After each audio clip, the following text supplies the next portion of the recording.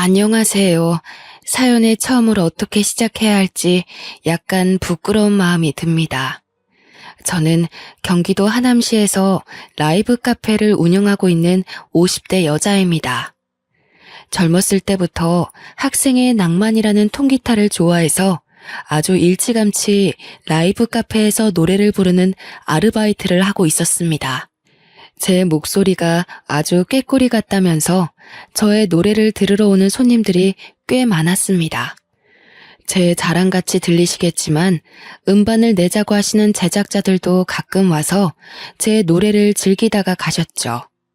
저도 가수가 꿈이긴 했지만 그 당시에 계약금을 가지고 사기를 치는 사람들도 많았고 워낙 한 곡만 내고 빚만 떠안고 사라지는 가수들이 많았던지라 감히 제가 가수가 되려고 죽기 살기로 아등바등 살거나 그러진 않았습니다. 아르바이트를 하는 내내 저에게 홀딱 반해 쫓아다니는 남자들도 여럿 있었습니다. 하지만 사장님 내외분께서 저를 참 예뻐해 주셨던 터라 그런 사람들은 다 쫓아내버렸죠. 그럼에도 불구하고 딱 한 사람, 저를 멀리서 계속 지켜만 보고 신청곡을 통해 마음을 넌지시 전하는 남자. 그 남자만큼은 쫓아내지 않으시더라고요. 사장님이 저에게 나이가 들면 다 관상이 보이는 법이라면서 사람 하나는 꽤 진국처럼 보인다고 옆구리를 쿡쿡 찌르시기도 했고요. 저는 적극적이진 않지만 꾸준히 저에게 감정을 내비치는 남자와 연애를 시작하게 되었습니다.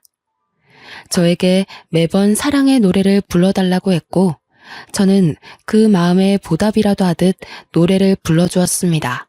그렇게 라이브 카페에서 쪽지를 주고받다 서로 눈이 맞아서 연애를 하게 되고 결국엔 결혼까지 꼴이나게 되었습니다. 남편은 노래를 부르는 제 모습이 너무나도 사랑스럽다면서 결혼 이후에도 저에게 라이브 카페 일을 그만두지 말라고 했습니다. 물론 시댁에서는 무척이나 싫어하셨죠. 딴따라도 아니고 고작 라이브 카페에서 술이나 팔면서 노래를 부르는 술집 여자라고 저를 하등 생물인 것 마냥 취급하셨습니다. 이러려고 남편을 대학 보낸 게 아니라고 하면서 상견례 자리에서는 통곡을 하셨습니다. 저희 부모님께서는 이 결혼 절대 반대할 거라고 하셨지만 남편의 적극적인 모습에 결국 두 손 두 발 다 드셨습니다. 남편에게 네 팔자 네가 꼰 거라고 욕하셨지만 저는 든든한 남편만 있으면 다 괜찮다고 생각했어요. 저와 남편의 신혼생활은 그렇게 낭만적이지만은 않았습니다. 시댁에서는 늘 저를 무시하셨고 대기업에 다니는 시동생과 비교를 하셨어요. 남편은 중소기업에서 하청 담당 업무를 보고 있었는데 월급이 시동생과 꽤 많이 차이가 났거든요. 하지만 남편은 본인 회사에 대한 자부심이 있었고 저는 그걸 존중해 줬어요. 시댁에서만 내내 잔소리를 하셨죠. 아니, 우리 아들이 버는 돈이 쥐꼬리 같으면 며느리라도 대기업 다니고 하면 얼마나 좋아? 어디 노래나 부르고 웃음이나 파는 여자를 데리고 와서는 좋다고 둘이 난리를 치는데 내가 정말 속이 터져 죽겠어. 시어머니께서 친구분과 통화를 하는 걸 보고 저는 속이 참 많이 상했습니다. 제가 좋아서 노래를 부르는 일을 하는 건데 고작 웃음이나 파는 여자 취급을 당하니 자존감도 많이 떨어지더라고요. 그래도 그 와중에 예쁨을 받겠다고 명절이고 행사고 빠지지 않고 참석해서 굳은 일도 다 했는데 결국 돌아오는 건 비난과 힐난이었습니다. 결혼한 지 5년 정도 흘렀을 때 갑자기 라이브 카페 사장님 내외분께서 가게를 정리하고 귀농을 하고 싶다는 말을 하셨어요. 그런 언질조차 받지 못했었는데 정말 하루아침에 정리를 하겠다고 하시니 너무나도 당황스러웠습니다. 그럼 라이브 카페를 아예 정리하시는 거예요? 그래서 말인데 미선 씨가 인수해서 운영하는 건 어때? 제가요? 우리 카페 단골 손님들이야 전부 미선 씨 노래 들으려고 오는 손님들이고 알잖아. 우리 카페 단골 손님들 매출이 얼마나 대단한지. 어차피 이 자리에서 할 수 있는 게 라이브 카페뿐일 텐데 미선 씨가 맡아서 하면 좋지. 저는 남편과 오랜 시간 상의를 거쳤고 결국 라이브 카페를 인수하기로 결정했습니다. 권리금이니 건물값이니 전부 대출을 받아야만 했지만 그래도 월 매출을 생각하면 나쁘지 않다고 결론을 내렸습니다. 저와 남편은 저희의 건물이 생긴 것, 매장이 생겼다는 것에 조금 들떠 있었습니다. 하지만 시댁의 입장은 저희와 영 반대였죠.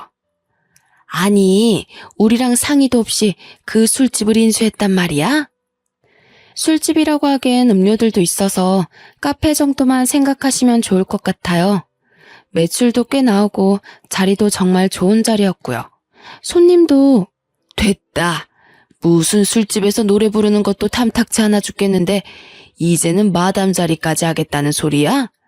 내가 어디 가서 우리 맏며느리가 뭐하는 여자냐고 물어보면 대답을 못해. 어디 상의도 없이 그 큰 돈을 대출받아서. 엄마, 거기 장사 잘 되는 자리야.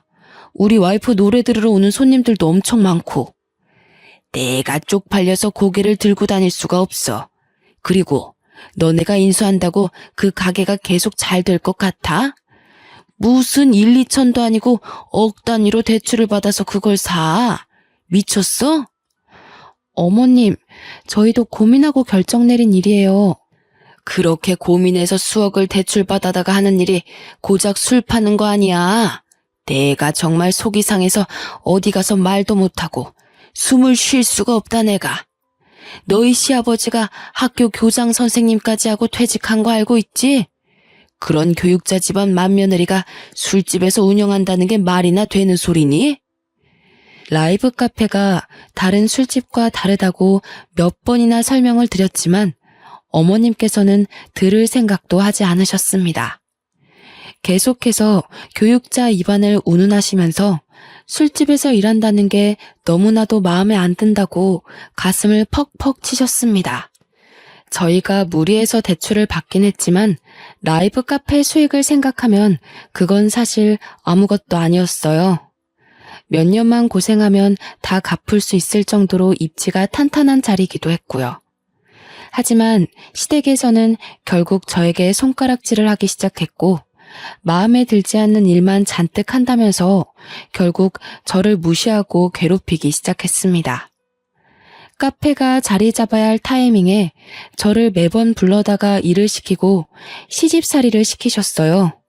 갑자기 안 하던 김장을 해야겠다면서 저에게 배추를 손질해서 절여오라고 하시질 않나.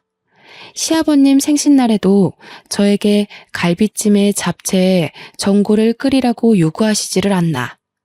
부당하다는 생각이 들어 남편이 시부모님께 큰 소리도 내고 했지만 그들의 똥꼬집을 이길 수 없었습니다.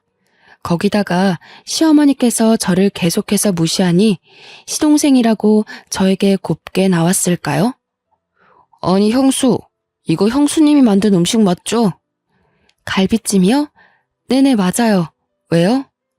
갈비가 너무 질기고 맛이 없어서요. 살림 이렇게 하면 형은 화 안 내? 너 그게 형수한테 무슨 말버릇이야? 아니 내가 뭘? 갈비찜이 맛없어서 맛없다고 한 건데 그게 죄야? 죄는 무슨 죄야. 맛없는 걸 어쩌니? 고기를 어떻게 삶았길래 이렇게 질겨? 아버지는 드시지도 못하겠다. 치워라 얘. 저는 정말 너무 화가 나서 눈물이 날 지경이었습니다. 하지만 별 수 있겠어요? 똥이 더러워서 피하는 거지 무서워서 피하는 건 아니니까요. 제가 시동생에게까지 무시를 받자 남편은 친정을 더 자주 가고 시댁에 가는 발걸음을 점차 줄여나가기 시작했어요. 저는 그 가운데서 눈치를 보고 있었지만 남편은 제게 눈치 보지 말라고 했습니다. 나는 라이브 카페에서 노래하는 당신에게 반한 거야. 내가 제일 사랑하는 모습이고 평생 보고 싶은 모습이라고. 그러니까 우리 스트레스 받아가면서까지 우리 집에 가서 그런 수모를 당하지 말자. 든든한 남편의 말에 저는 결심을 했습니다. 부당한 대우를 나서서 받지 말고 라이브 카페 운영에 더 집중하자고요. 저는 그날 이후로 시댁에서 부를 때마다 일이 바쁘다는 핑계로 피했습니다. 그리고 카페 운영에 더욱 신경을 쓰기 시작했어요. 아무래도 10수년간 한자리에서 인테리어 공사도 없이 운영했던 카페라 손님은 있었지만 다 오랜 단골 손님들이었고 젊은 사람들은 없었습니다. 저는 일단 인테리어부터 싹 바꿔나갔어요. 요즘 유행한다는 포토존이라는 것도 만들고 낡은 나무로 끼워져 있던 유리창도 통유리창으로 바꿔 개방감을 더 주었습니다. 연식이 있던 카페는 리모델링 하나도 요즘 젊은이들이 가장 좋아하는 모던하고 심플한 느낌의 신식 카페로 바뀌어 나갔습니다. 거기다가 입소문이라는 게 얼마나 무서운 건지 젊은 사람들이 SNS에 사진을 올리자 소문이 번지고 번져서 포토존에 사진 한 번씩 찍으러 사람들이 줄을 서기 시작했습니다. 라이브 카페라 아무래도 음료나 주류의 가격대가 있음에도 불구하고 손님들이 미어터지기 시작했어요. 그러자 카페의 월 매출도 이전보다 훨씬 뛰었고 월 순이익만 600만 원 이상이 나오기 시작했습니다. 저는 카페 운영도 하랴, 메뉴도 개발하랴, 노래도 부르랴, 몸이 10개라도 모자랄 것 같았습니다. 결국 남편이 회사를 그만두고 라이브 카페 일을 돕기로 결정했습니다. 그러자 시댁에서는 난리가 났습니다. 그깟 술집 때문에 지금 멀쩡히 회사를 다니는 내 아들까지 일을 그만두게 해? 미쳤어! 저에게 막말을 하는 시어머니 때문에 탈모가 올 정도였지만 든든하게도 남편이 모조리 막아주었습니다. 우리 와이프 월 매출이 얼마나 되는지 알고 하는 소리예요? 제가 한 달 야근 꼬박하고 뼈 빠지게 일해도 이 사람 버는 돈의 절반도 못 벌어요. 제가 나서서 일 그만두고 돕겠다고 한 거고요. 제발 우리 일에 신경 좀 그만 쓰세요. 며느리 하나 잘못 들여서 우리 아들까지 막장으로 나가는구나. 이래서 립스틱 실뻘건 거 바르고 다니는 애들이랑은 어울리지도 못하게 했어야 했는데 아이고 이제 우리 둘째 장가 간다고 상견례 하자는데 첫째 내가 술집 한다고 내가 어찌 말을 하겠니? 내가 그 자리에서 고개라도 들고 살겠니? 그럼 상견례에 저희는 안 갈게요. 그럼 됐죠? 남편은 화를 내면서 동생의 상견례 자리에 불참하겠다고 선언했습니다. 시어머니께서는 그래 차라리 잘 됐다며 되려 소리를 치셨지만 남편은 굴하지 않았습니다.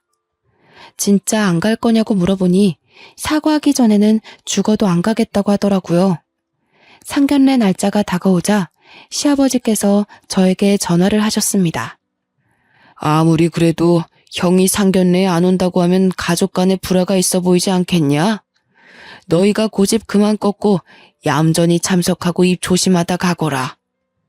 아무리 싫다고 해도 남편의 가족이다 보니 저는 눈치가 좀 보이더라고요. 결국 남편을 설득해서 상견례 자리에 참석하게 되었습니다. 상견례 자리에서 시어머니는 얼굴에 웃음꽃이 아주 활짝 피셨더라고요.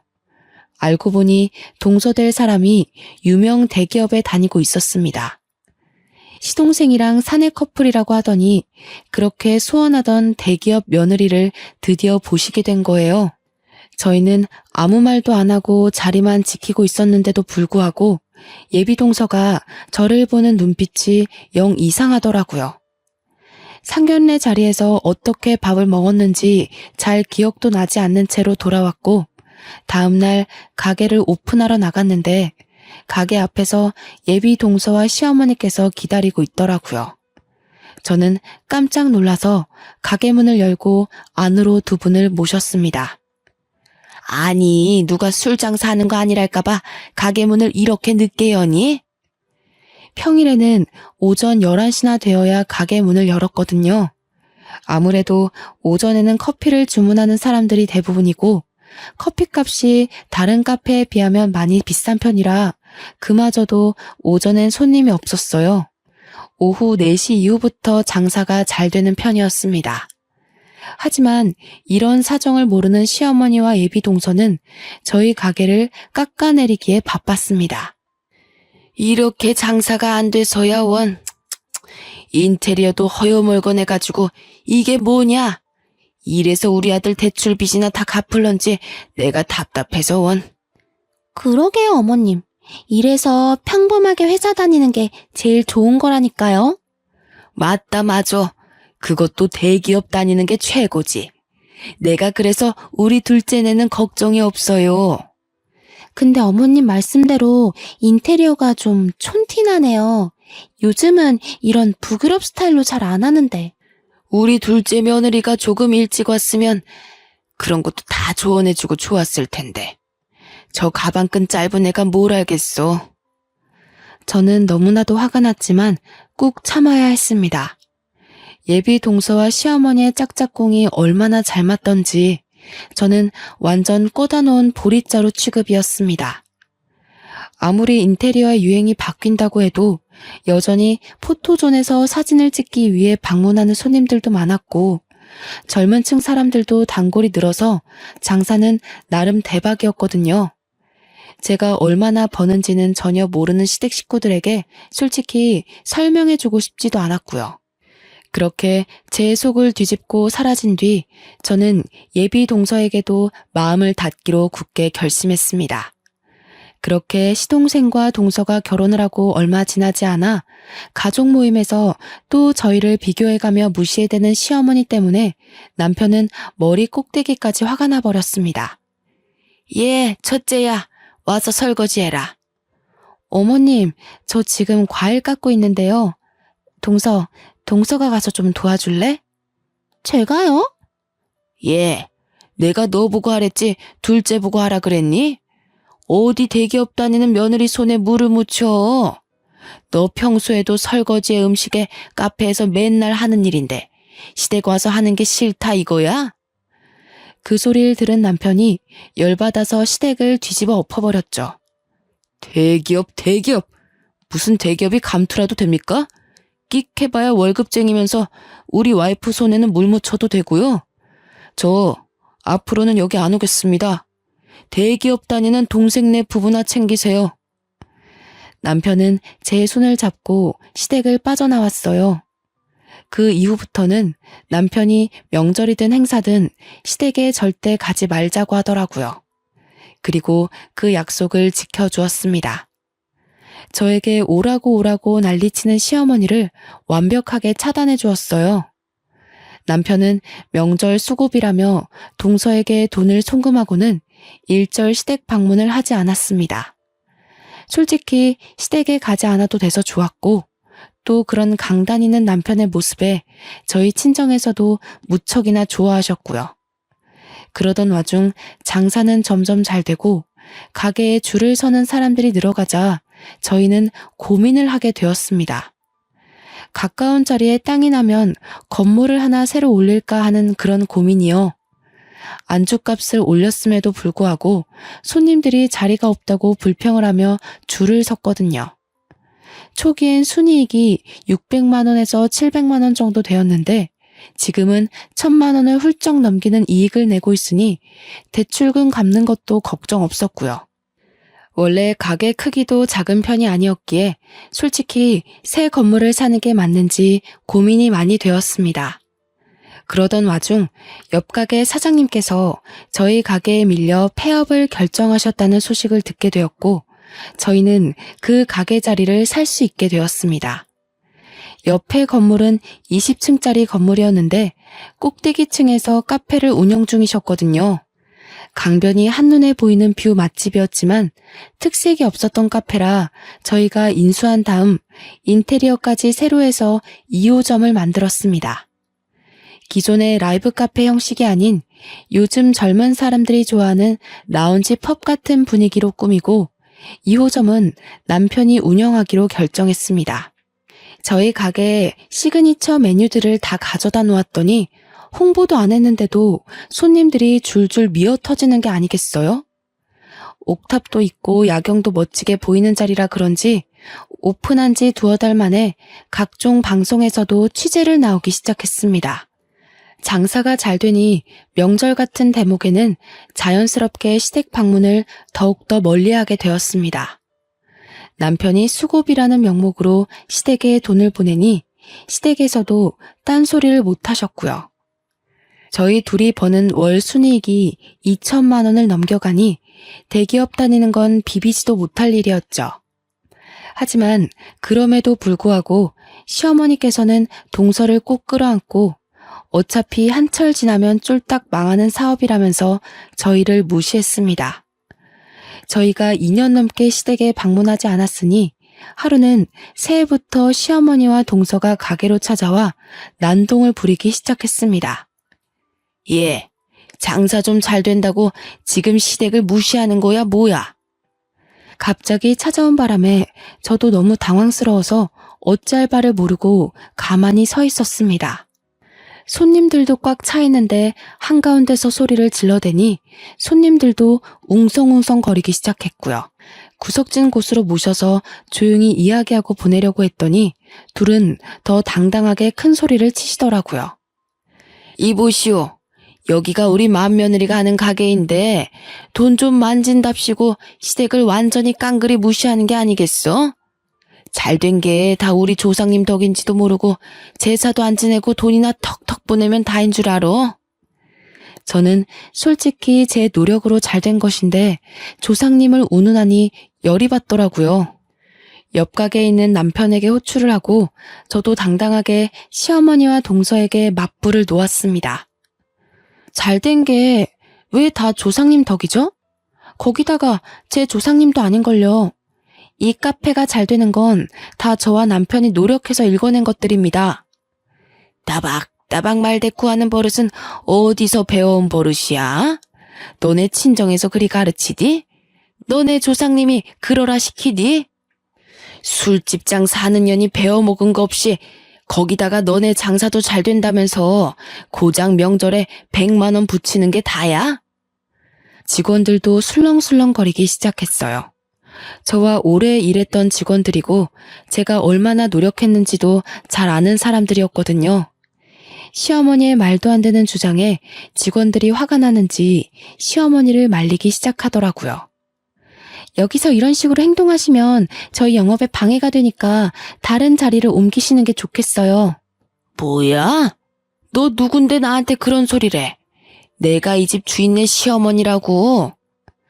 주위에서 말리는데도 점점 발악하는 소리가 커졌습니다. 무슨 분노 조절 장애가 있는 사람도 아니면서 마치 그런 병이라도 있는 사람인 것 마냥 소리를 고래골래 질러댔어요. 말도 안 되는 트집을 잡아가면서 말이에요. 말리는 사람들을 뿌리치고 저한테 달려와서는 막 삿대질을 하는데 정말 당황스럽더라고요. 저희 직원들 말 못 들으셨어요? 여기서 이러시면 영업 방해예요. 영업 방해? 이게 미쳤나? 어디 시어머니 무서운 줄도 모르고 그딴 소리를 짓거려. 오늘 너 죽고 나 죽자. 도대체 왜 이러시는 건데요? 돈 좀 번다고 유세했더니 한 달에 버는 돈이 몇 천이라고 방송에 나와서 떠들더니 우리를 무시하고도 네가 잘 될 줄 알아?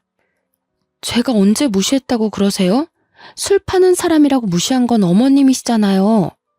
내가 뭐 틀린 말 했니? 술 파는 거 맞잖아. 장사가 잘 되면 돈이라도 턱턱 내놓던지. 다른 며느리들은 시어머니 용돈하라고 매달 100만 원, 200만 원 준다는데 넌 뭐야 도대체? 잘난 대기업 다니는 며느리 두고 왜 저한테 그러세요? 어머 형님, 제가 버는 게 되면 얼마나 된다고 그러세요? 잘 될수록 나누면서 살아야 한다고 하던데 형님 너무 욕심 많은 거 아니에요? 그럼 동서도 장사해. 어디 대기업 다니는 애 보고 이딴 술 장사나 하라는 거야? 말 같지도 않은 소리로 저에게 쏘아대는데 주위를 둘러보니 카페에 왔던 손님들이 전부 핸드폰으로 사진 찍고 동영상 촬영을 하고 있더라고요. 결국 남편이 경찰과 함께 등장했고 시어머니는 경찰까지 불렀다면서 난리가 났습니다. 영업방에 운운하더니 지 시어머니 무서운 줄 모르고 경찰을 불러? 나가세요. 왜 여기 와서 이러세요 어머니? 너도 그러는 거 아니다. 키워준 은혜도 모르고 너무 배은망덕한 것 아니냐? 이게 다 전현한테 물들어서 그런 거야. 분에 못 이겨 시어머니께서는 제 머리채를 잡고 흔들기 시작하셨습니다. 경찰이 놀라서 시어머니를 제게서 떼어놓으려고 했고 저는 머리채가 잡힌 채로 이리저리 끌려다녔습니다. 옆에서 제잘제잘 거리면서 시어머니 편을 들고 얄밉게 굴던 동서는 경찰이 등장하자 꿀먹은 벙어리가 되어 입을 꾹 다물었고요. 시어머니는 결국 영업방해 및 상해죄로 경찰과 함께 경찰서로 가게 되었습니다. 다시금 카페가 잠잠해지자 시키지도 않았는데 직원들이 서비스라며 각 테이블에 음료를 나르기 시작했어요. 그러자 손님들께서도 해프닝이라고 여기시더라고요. 저에게 다가와서 동영상 다 찍어두었다면서 증거가 필요하시면 보내드리겠다고 했어요. 남편은 그런 손님들에게 증거 영상을 다 받아다 두었습니다. 남편과 함께 경찰서로 가니 동서와 시어머니께서 조서를 쓰고 있더라고요. 제가 도착하자 저를 있는 힘껏 째려보시는데 정말 무슨 소리를 해야 할지 모르겠더라고요. 경찰이 저에게 조서를 써야 한다고 해서 옆자리에 앉았더니 저를 향해 비난을 퍼붓기 시작했습니다. 영업방해는 무슨 얼어 죽을 영업방해야? 내가 시어머니가 되어서 그 정도 말도 못해? 그리고 경찰관님, 쟤네들이 한 달에 버는 돈이 얼만지 아시오? 돈을 벌면 어른한테 갖다 바쳐야지. 지들끼리 잘 먹고 잘 사는데 이건 노인학대 아니야? 자꾸 이러시면 가게에 찾아와서 난동 부린 거 전부 소송하겠습니다. 뭐가 어쩌고 어째? 아주버님, 서운하게 뭘 그렇게까지 말씀을 하세요. 그저 가족끼리 서로 돕고 살면 좋은 거죠. 가족끼리 신고하고 얼굴 붉혀서 뭐 하겠어요? 안 그래요, 형님? 아이고, 며느리 하나 잘못 들였다가 결국 이 사달이 나네. 내가 다 늙어서 이런 수모를 당하면서 살아야 하나. 시어머니의 저런 행동에 남편은 또 얼마나 속이 상할까 싶더라고요.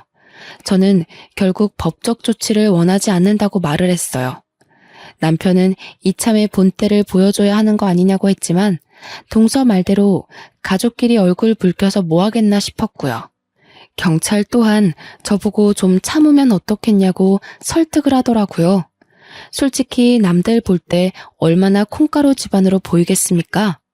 저도 일이 커지는 게 귀찮고 싫어서 그냥 합의하겠다고 하고는 경찰서 밖으로 나왔습니다. 남편은 그래도 분이 풀리지 않았는지 씩씩대더니 시어머니를 향해 소리를 치더라고요. 앞으로는 명절이고 행사고 죄송해서 드렸던 용돈도 드리지 않을 겁니다. 가게에 한 번만 더 찾아오시면 그때는 가족이고 뭐고 다 필요 없어요. 영업방해로 고소하고 합의도 안 할 겁니다. 시어머니께서는 목덜미를 잡고 넘어가는 신용을 했지만 남편은 뒤도 돌아보지 않고 경찰서를 나오더라고요. 그러면서 제 손을 꼭 잡고는 참고 넘어가줘서 고맙다고 했어요. 남편의 속이 얼마나 시커멓게 탔을지.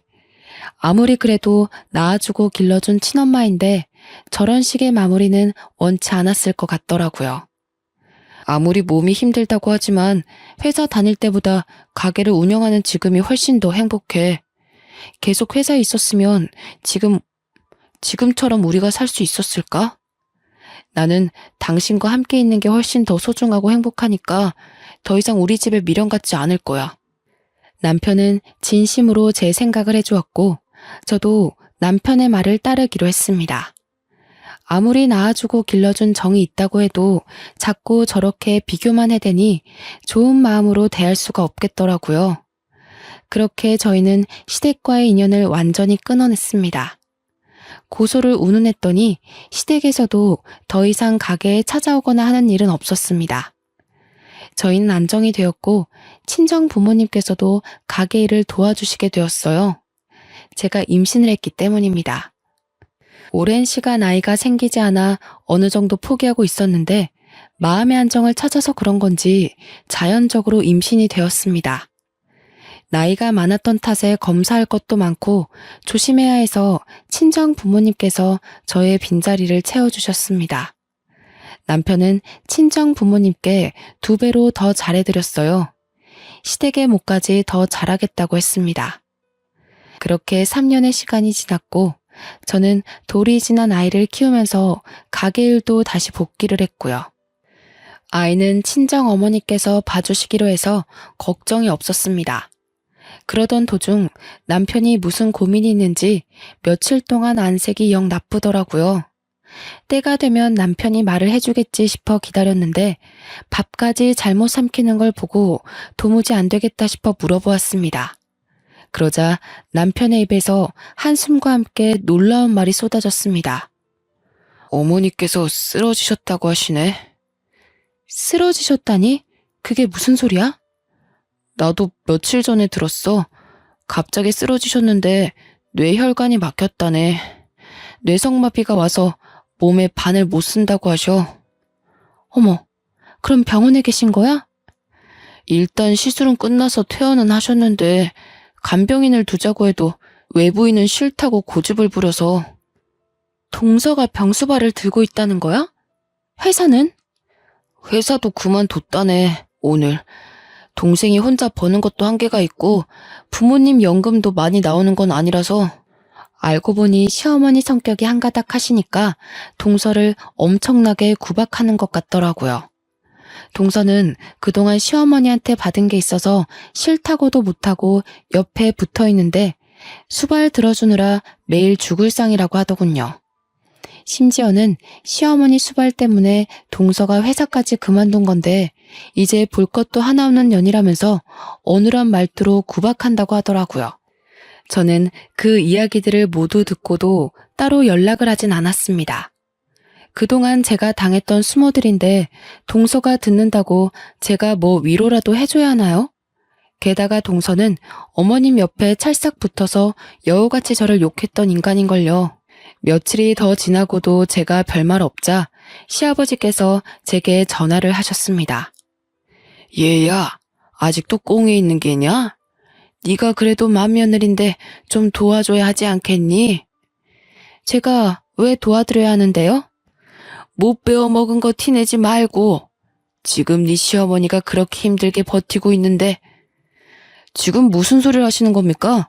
이제 와서 아쉬우세요? 저희 보고 술 장사한다고 무시할 땐 언제고 돈 필요하니까 저희 찾으시는 겁니까? 마음이 약해져서 고민했었는데 아직도 이러시다니.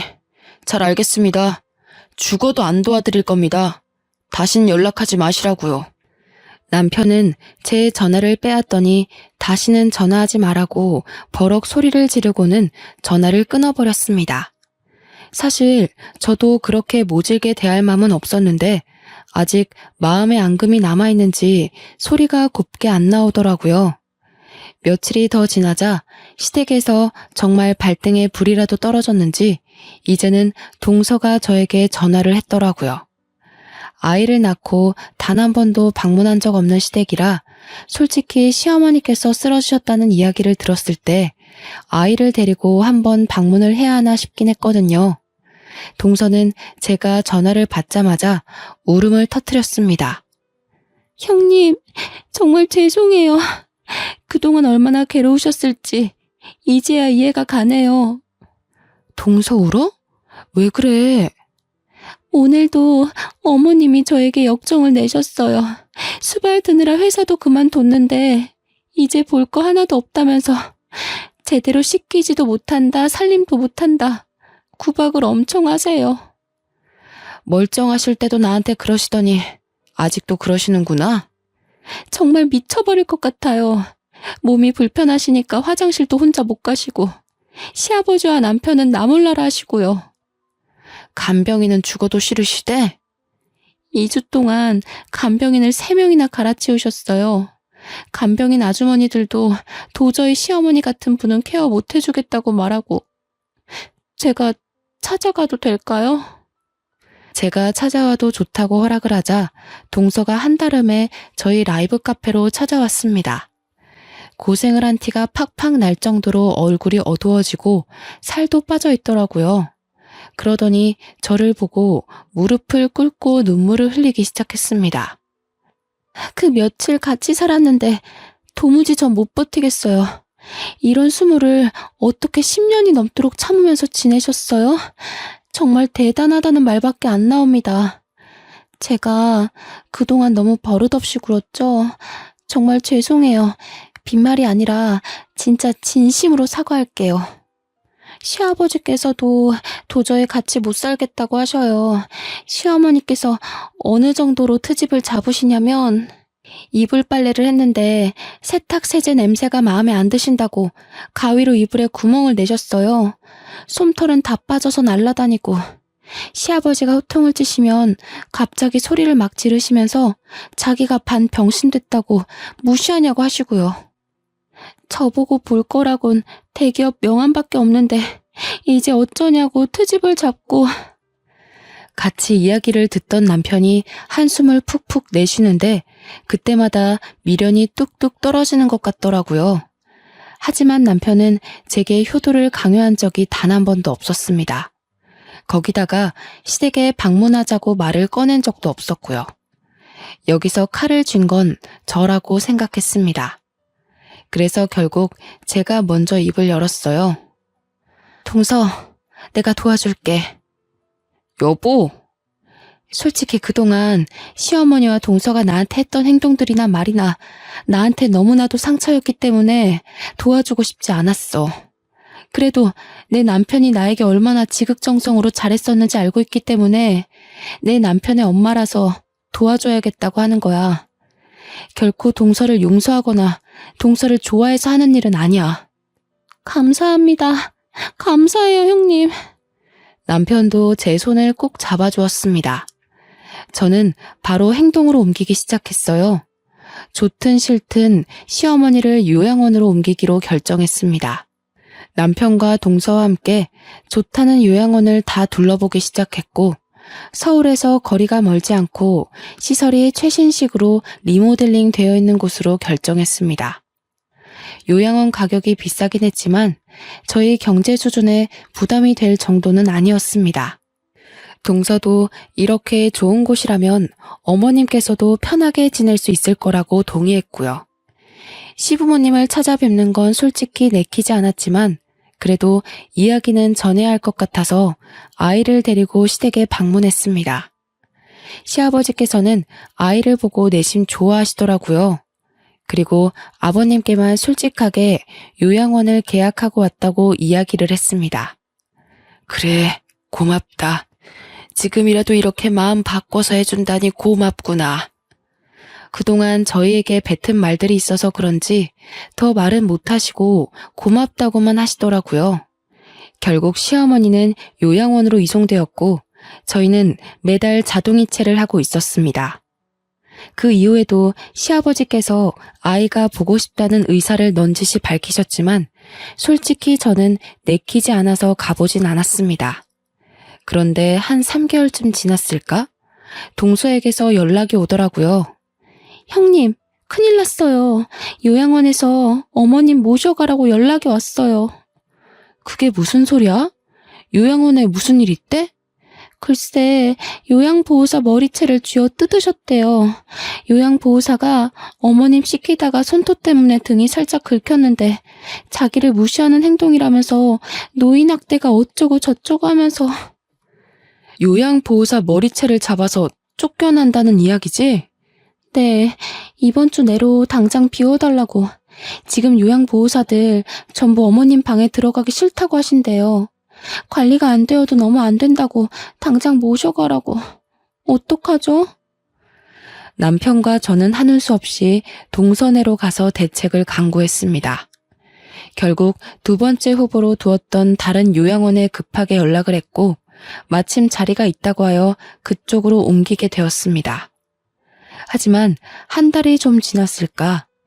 두 번째 요양원에서도 같은 이유로 어머님의 퇴소를 요청해왔습니다. 김말자 할머님, 몸도 불편하시고 정신도 힘드신 거 다 알죠. 하지만 너무 갑질이 심하세요. 보호사들한테도 2년 전년 하는 것도 모자라서 내는 돈이 얼만데 밥을 이따위로 주냐고. 우리 영양사 선생님 얼굴에 국그릇을 집어던져서 지금 선생님들이 환자분 고소할 거라고 난리 났다고요.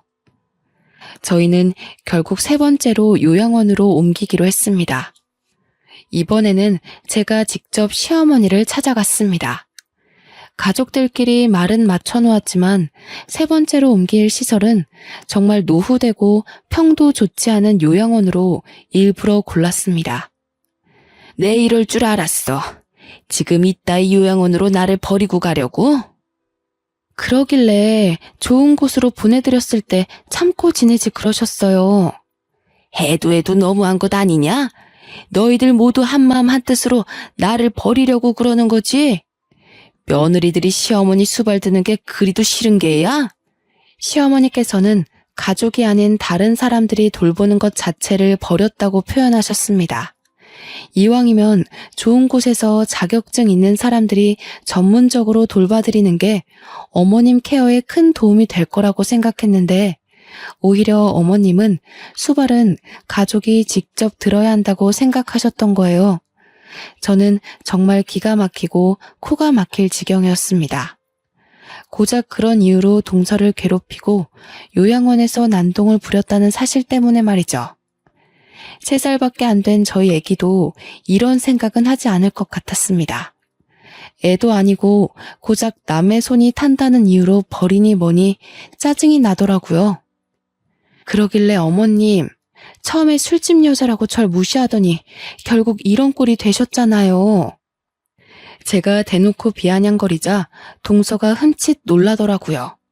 시어머니께서는 얼굴이 시뻘겋게 달아올라 저에게 삿대질을 하셨지만 몸이 불편하셔서 그런지 말은 제대로 못하시는 듯 했습니다.